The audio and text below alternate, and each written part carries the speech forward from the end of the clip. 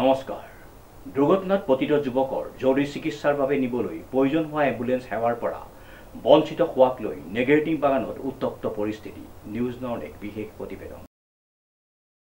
দুৰ্ঘটনাত পতিত যুৱকৰ জৰুৰী চিকিৎসাৰ বাবে নিবলৈ প্ৰয়োজন হোৱা এম্বুলেন্স সেৱাৰ পৰা বঞ্চিত হোৱাক কেন্দ্ৰ কৰি গোলাঘাট জিলাৰ ডেৰগাঁও ৰাজহ চক্ৰৰ অন্তৰ্গত নেগেটিং চাহ বাগিচাত যোৱা 14 আগষ্ট তাৰিখে উক্ত বাগিচাৰ বাসিন্দা আৰু নেগেটিং বাগিচাৰ চিকিৎসালয় কৰ্তৃপক্ষৰ মাজত উত্তপ্ত পৰিস্থিতিৰ সৃষ্টি হয়। উক্ত দিনা সন্ধ্যা বাগানৰ এজন যুৱকক গাড়ীয়ে খুন্দোৱাৰ ফলত আঘাতপ্ৰাপ্ত হয় আৰু পৰিয়ালৰ লোকে ততাতৈয়াকৈ বাগান চিকিৎসালয়লৈ লৈ আহে আৰু তেওঁক প্ৰাথমিক চিকিৎসাৰ অন্তত উন্নত চিকিৎসাৰ বাবে ডেৰগাঁৱৰ অন্তৰ্গত ধেমাজিৰ 30খন বিচনাযুক্ত চিকিৎসালয়লৈ নিবলৈ এম্বুলেন্সৰ প্ৰয়োজন হয়।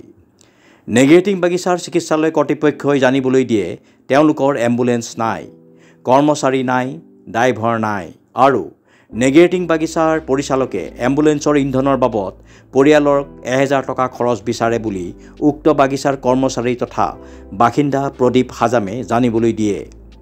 উল্লেখযোগ্য যে মুখ্যমন্ত্ৰীৰ দুখনকৈ এম্বুলেন্স সেৱা উপলব্ধ কৰোৱা নেগেটিং বাগান চিকিৎসালয়ত ৰোগীক দুৰ্ঘটনাত পতিত ব্যক্তিৰ জৰুৰী সেৱাৰ সময়ত এম্বুলেন্স সেৱাৰ পৰা বঞ্চিত হোৱাত প্ৰদীপ হাজামৰ পৰিয়াল তথা বাগানৰ বাসিন্দাসকলে ক্ষোভ প্ৰকাশ কৰাৰ লগতেই মুখ্যমন্ত্ৰী হিমন্ত বিশ্ব শৰ্মাক বিহিত ব্যৱস্থা গ্ৰহণ কৰিবলৈ দাবী জনাইছে।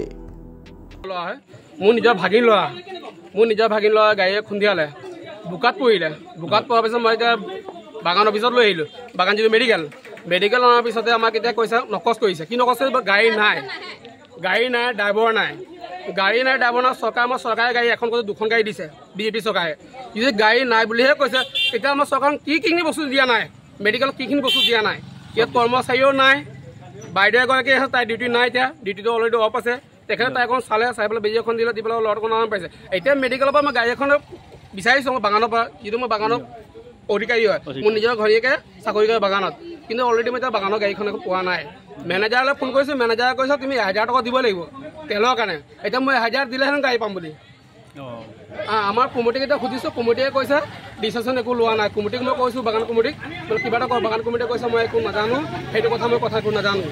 ছেক্ৰেটাৰী সভাপতি মুখ্যমন্ত্ৰী ডাঙৰীয়া মই বাৰে কঠোৰ মই অনুবাদ কৰি কৈছোঁ, ছাৰ আপুনি অকণ বাগানখন চাওক। 86 ফিজিকেল বাগানখন আপুনি চলাই আছিলে, আপুনি এতিয়া বৰ্তমান জাতিবাদ কিবা এটা লোক চলাইছে, কিন্তু এইকেইটা বাগানখন আপুনি চাওক।